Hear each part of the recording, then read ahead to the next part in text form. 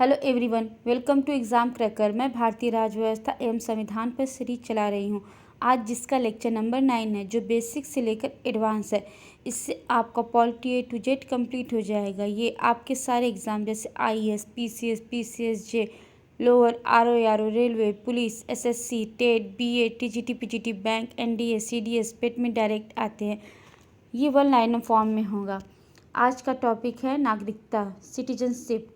तो आज हम नागरिकता के बारे में पढ़ेंगे। ये आर्टिकल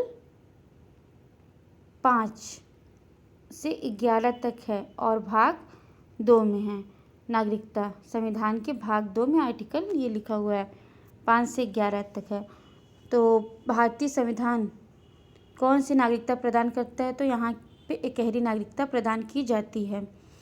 किस अनुच्छेद के तहत संविधान को नागरिकता के संबंध में कानून बनाने को संसद को, ये इम्पोर्टेंट, संसद जो है नागरिकता के संबंध में कानून बनाएगा, तो आर्टिकल 11 में। तो हम आपको पूरा आर्टिकल पढ़ा देते हैं नेक्स्ट पेज पे। आर्टिकल 5 में है, आर्टिकल 5 में नागरिकता का जिक्र है। आर्टिकल 6 में है कि जो भारत से पाकिस्तान से भारत आए हैं उनके नागरिकता का। आर्टिकल 7 में जो भारत से पाकिस्तान गए फिर भारत आए तो उनकी नागरिकता का जिक्र है।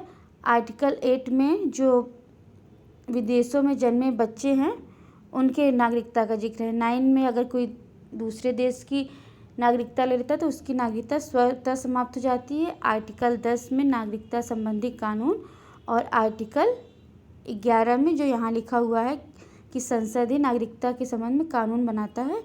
तो आर्टिकल 11 में नागरिकता के लोप होने का एक नियम है, देशद्रोह का अपराध सिद्ध होने के उसमें नागरिकता आपकी चली जाएगी। नागरिकता प्राप्त करने व खोने के विषय में विस्तार से चर्चा कहाँ गई है? 1955 के नागरिकता कानून में विस्तार से चर्चा की गई है कि नागरिकता कैसे प्राप्त की जाती है और नागरिकता कैसे समाप्त होती है। तो नागरिकता प्राप्त करने के लिए 5 पॉइंट है कि आप जन्म से अगर भारत में जन्म लेंगे तो नागरिकता आपको स्वैच्छिक मिल जाएगी। वंश से कि अगर आपके दादा दादी नाना नानी कोई भारत का नागरिक है तो भी भारत की नागरिकता मिल जाती है।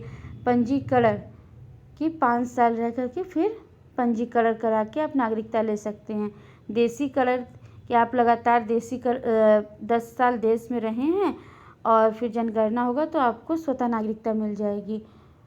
और किसी भूमि का अर्जन, जैसे कि अगर हमने किसी दूसरे देश की भूमि को जीत लिया है युद्ध के द्वारा और या किसी भी तरीके से, तो उस क्षेत्र में आने वाले लोगों को स्वतः ही भारत की नागरिकता मिल जाएगी, या कोई हमें समझौते में वो भूमि दे दिया। और समापन कैसे होता है? तो नागरिकता का समापन भी निम्न तरीके से होता है। अगर किसी ने संविधान के प्रति अपनी निष्ठा व्यक्त कर दी तो नागरिकता समाप्त हो जाएगी। अगर स्वतः ही नागरिकता स्वतः त्याग दे तो भी नागरिकता समाप्त हो जाएगी। अगर दूसरे देश की नागरिकता ले लेगा तो भी नागरिकता समाप्त हो जाएगी। या युद्ध के समय अगर दूसरे देश की नागरिकता लेता है तब नागरिकता समाप्त नहीं होगी। देशीकरण और पंजीकरण अगर करा लिया, अगर देशीकरण 10 साल रह करके नागरिकता मिली है या 5 साल बाद उसने पंजीकरण कराया है तब नागरिकता मिली है, फिर उसके बाद 2 साल तक किसी दूसरे देश में सजा काटता है तो उसकी नागरिकता चली जाती है। तो ये निम्न तरीके हैं नागरिकता प्राप्त करने के और नागरिकता खोने के। तो यही है कि कैसे कैसे नागरिकता को प्राप्त और किस आधार पर नागरिकता जाती है। कितने वर्षों तक लगातार बाहर रहने पर नागरिकता समाप्त हो जाती है? 7 वर्ष लगातार।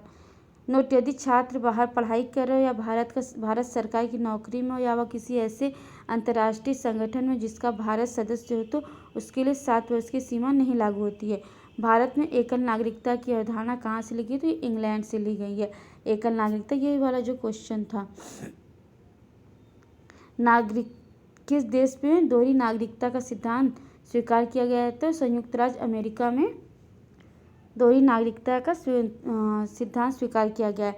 नेक्स्ट पॉइंट, नागरिकता प्राप्त करने के लिए शर्तें निर्धारित करने वाला सक्षम निकाय कौन है? तो ये आर्टिकल 11 जो ये वाला है कि किस अनुच्छेद के तहत संसद, तो संसद ही होगा कि कैसे आपको नागरिकता मिलेगी, ये निर्धारित करेगा संसद। तो आज का क्लास यहीं कंप्लीट होता है। इसमें हमने आप पूरे आर्टिकल का जिक्र कर दिया, कैसे प्राप्त होता है और कैसे समाप्त होता है। Thank you for watching our video. Please like us, comment and subscribe our YouTube channel Exam Cracker NS and please the bell icon.